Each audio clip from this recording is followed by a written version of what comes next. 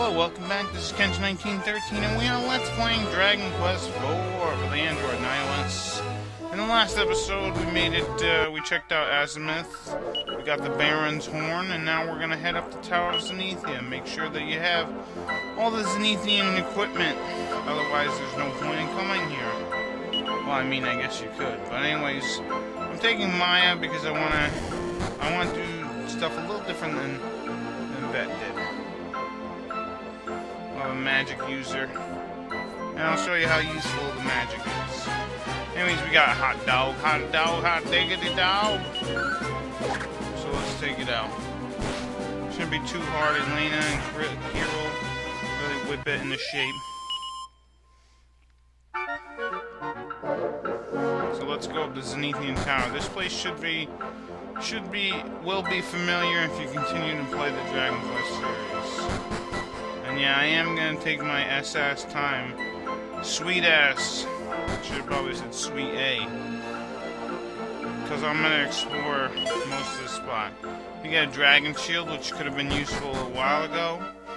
But, I mean, if you still need one, you can use it. But yeah, this area, kinda has been, I won't say, they kinda took away some of the danger of this area by getting rid of a lot of the random encounters. Like, I remember when I was playing this game for the NES, there was a good amount of encounters.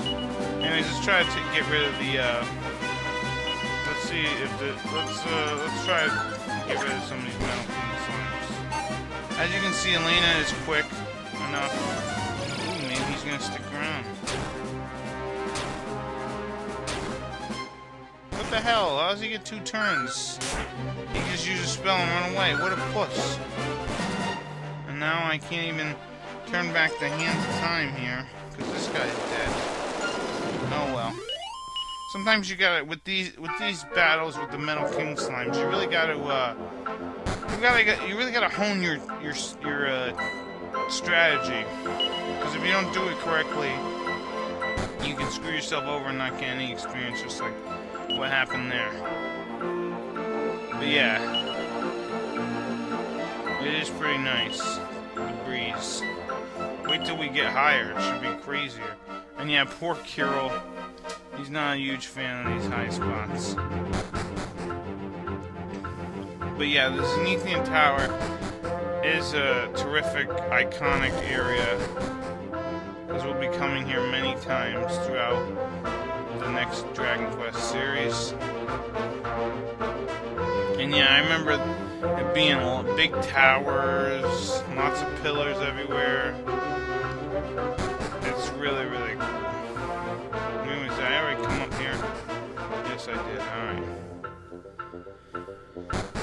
I'm exploring every nook and cranny, and hopefully we'll get through this area rather painless. But yeah, I think in the NES version there were more encounters, but I'm not complaining. So let's go up. Now let's see what's in here. Ooh, an item. And we get the Glomboro, which is an armor for a couple of people. It cures, whenever an enemy uses a spell on you, you'll actually heal the MP that it's been used on. So I'm going to use it with Maya for the time being, although I can switch it up to different characters. Mina can also equip it. I want to say Boria can equip it as well. So yeah, in the NES version there weren't these platforms like this. It was mainly stairs, but this is, I think the Zenithian Tower in these games is a little cooler, because it really shows you how high you're getting on the tower. It's really, really awesome. It reminds me of the Tower of Babel a bit from Xenogears.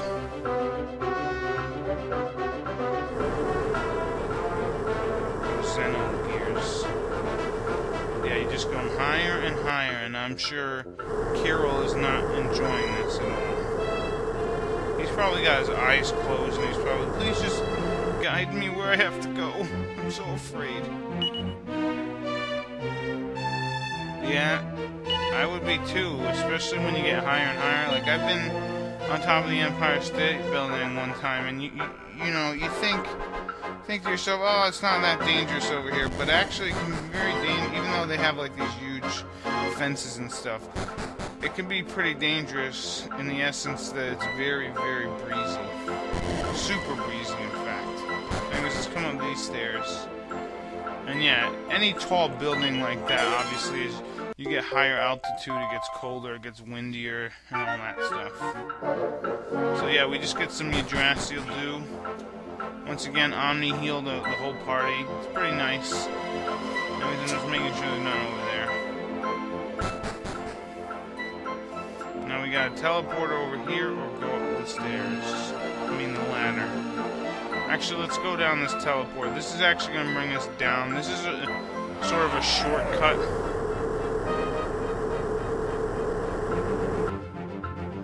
Now, if you remember, we came over here earlier. We were over here earlier. And inside that door, some stairs going up towards a treasure chest. So yeah, we can kind of like skip those couple of teleporters over there and see we're over here. So let's keep going up. And I really like the music here, even though it's really the tower's theme already. I think it suits this tower the best. Just think about it. Look how high we're getting. We're getting so high up in the sky. It's crazy.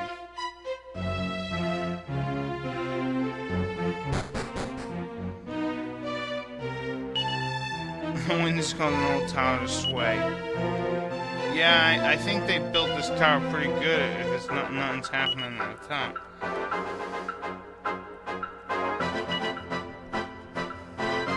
How many floors does this tower have? A couple. It has a couple of floors. I don't know what you would consider floors. Anyways, here's where I start to get a little crazy with the backtracking here. I should have known when the spot was a dead end, but I check it anyways. Anyways, if we come over here, let's see. Oh, we got some new enemies, Bone Barons. Let's use Kafrizzle, which we did learn in a battle. It's Blaze Most. I think we learned it last episode.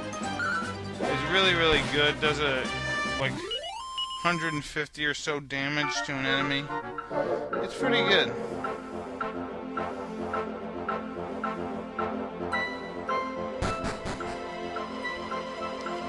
So over there is a door, which I don't want to go in yet. Let's come over here. Actually, let's go... See, I should have just kept going that way. Because then my instincts start to kick in and I'm like, okay, I remember what I'm doing. This looks familiar. Because, you know, I used to pride myself on remembering what the hell I had to do for Dragon Quest. And yeah, this is actually the right way to go. And I don't want to go this way yet. So let's go this way. Yeah, I used to pride myself on knowing where to go in these games. So let's go back here. We have to fight some hot dogs. Now if we come over here, let's see. No, okay, so we go down here. Yeah, luckily this tower does have, you know, railings and all that, so we don't fall off. Unlike Rainbow Roads in Mario Kart, you know. The first time, well, the second Rainbow Road, Mario Kart 64, was probably the best because it had railings. It wasn't scary, you weren't afraid to fall off. I think Mario Kart 64 is probably the best Mario Kart game, personally, in my opinion. Every other one, they've had, you know, friggin', you know, drive off the damn Rainbow Road. It's crazy, you have to be really careful.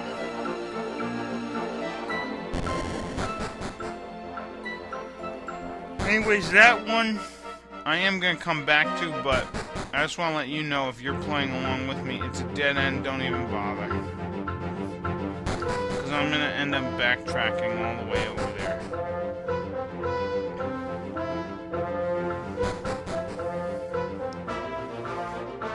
So yeah, For this part, you need the Zenithian equipment with you. You do not need it equipped, though. With the Zenithian sword, I'm not equipping because my Dragon Slayer is much better. So, I'm not going to bother. But I will equip it later, after a certain point. Come over here, we reach to the final... This is the final spot.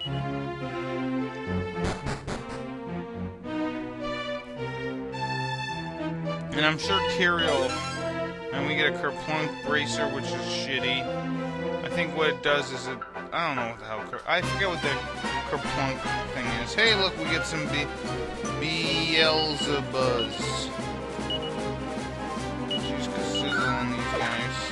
Yeah, I think Maya has to be on level 36 to learn, Kaboom, or Exploding.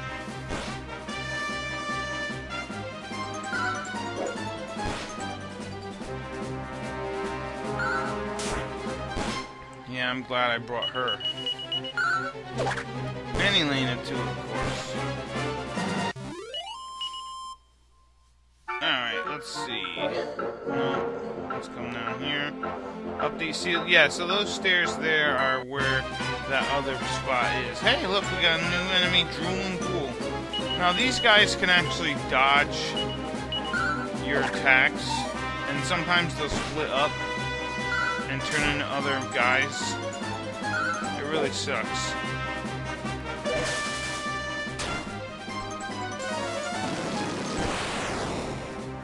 So yeah, I'm just gonna defend and use Frizzle on these guys. And make sure he dies. So yeah, this guy could be a good opportunity to gain experience points. If you really wanted to. Maybe not as much as the King Metal Slime, but enough.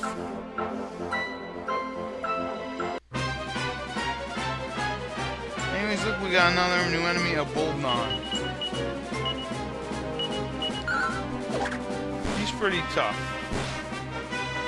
Yeah, you can do the Crackle.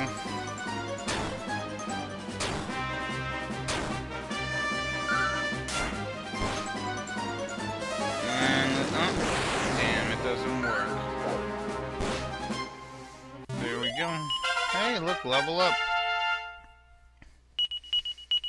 Maya goes up a level, good. Only 2 more till she gets her best spells. Anyways, we're pretty much at the top. And there's really nothing over here. So, what I'm gonna do is backtrack to that other friggin' thing. Which is dumb because it's just gonna be a den anyways, but... Anyways, we got more new enemies, Pickerers. Let's take care of the Pickerers. Let's do Puff and, yeah, destroy these guys.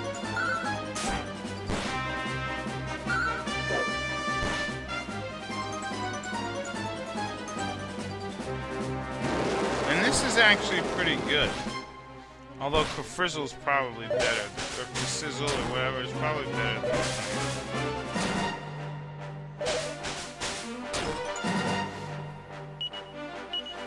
one. Let's use Kasap and show you how awesome this is.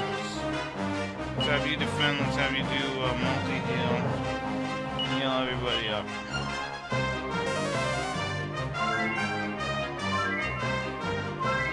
And there we go, Maya needed it. Yeah, and Kasap is probably the strongest multi-targeting spell in the game. It hits a group of enemies for like 190 damage, which is wonderful. And in the original NES game, it was called Thordian, and what ended up happening was you could only cast it... I think you could only cast it when you had enough... When you had MP from getting from all the party members. So like if you were using Ragnar, Elena, or Torneko, or Toon, or whatever, you couldn't use the spell. And what it did was it gathered 10 MP from each character and then did this really massive magical attack. But apparently they took that out for this game. At least I think they did. Unless the last spell is something similar to that, but I don't think so. Anyways, yeah, now I'm gonna backtrack all all the way back, which was dumb on my part, I won't lie. Looking back, very bad idea. But I figured maybe there was a chest or some secret item here, so it's alright, I guess. But I like the fact that there's a teleporter or an elevator thingy that's like inside this giant spire. And then you can climb up this giant spire. Kiro probably likes this part because he's inside, even though he gets afraid. And yeah, there's really nothing over here, so I don't even know why the hell I came back. It's probably because I had a feeling like, oh, there might be something there, so whatever, now let's heal all. And continue. But the nice thing is, as we're walking around, you know, Kiro's gaining his MP back, so is mine, so that's pretty nice.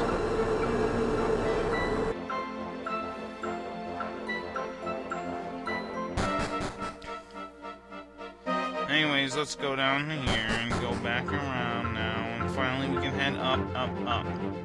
Well, without coming back and seeing if we're missing anything. Which we're not. We're doing pretty good.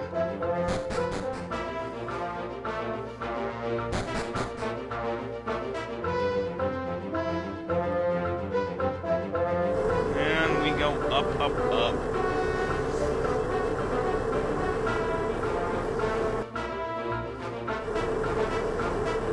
Alright. Final level.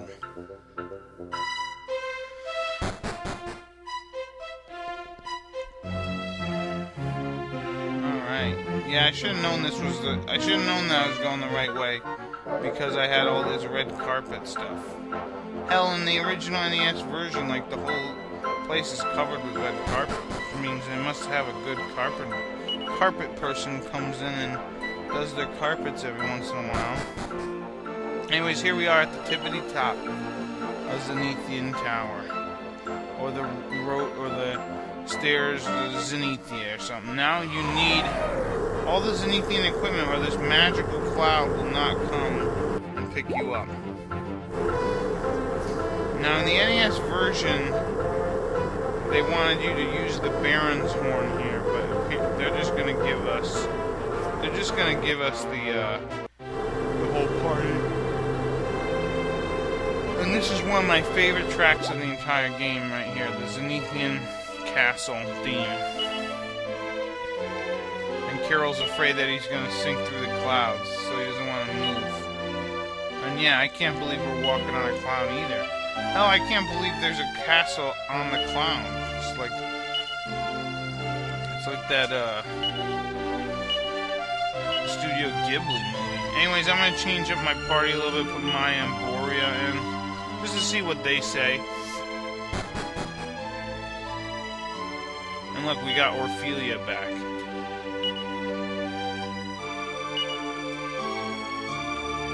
So now she's going off. Excuse me, and that is kind of a shame, because she was pretty good. She had full heal, that was pretty nice.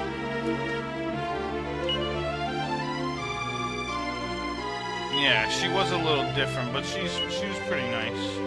And apparently Boria is very cold up here, which, I mean, it should be. It's in the friggin' clouds.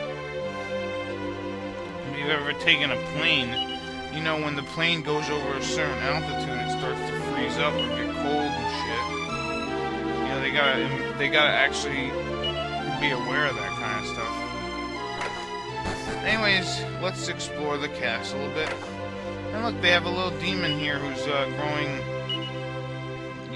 Yggdrasil saplings. And he just gave us some Yggdrasil dew. Now, if we ever use that, we can always come back here and get another one, so it's pretty nice.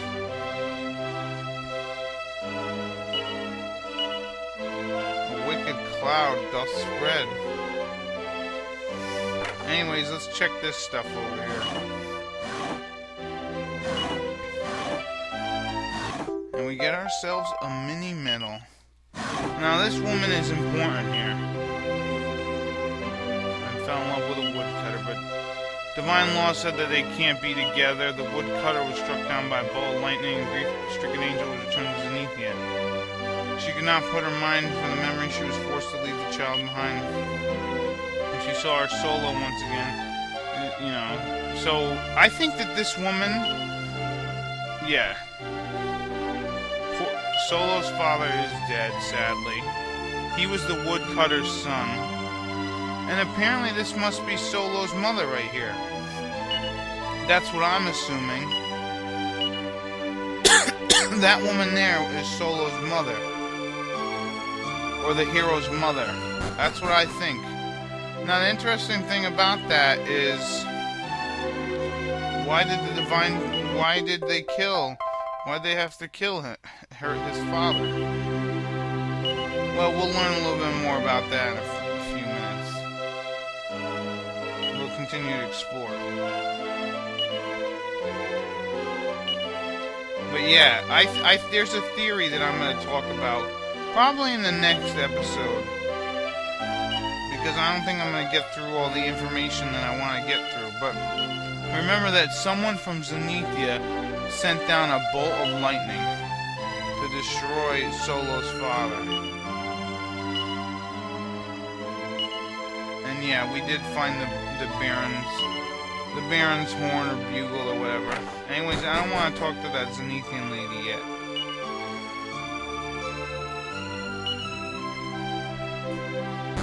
Alright, now let's talk to her, I guess. This is Orphelia. And she's happy that we're here and we're checking out this area. So she's gonna return our kindness by having this guy Sparky come over here. And actually, he's gonna join us on our quest. He's a temporary guy. He's actually pretty good. He does fire breaths and ice breaths, I believe, which isn't too bad. His attack power is pretty good. And his defense isn't too bad. So I'll give him a go later. But yeah, so now we have Sparky, an actual dragon, with us, which is pretty cool. And yeah, it'd be pretty interesting to bring him in the Lazay Fair.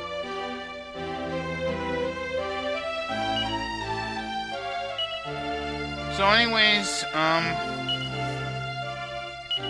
going to stop the video here, and in the next episode, yeah, let's look at Sparky before we do. He's a dragon pup, and he's got these abilities. Anyways, I'm going to stop the video here. In the next episode, we'll continue exploring Zenithia. Bye-bye.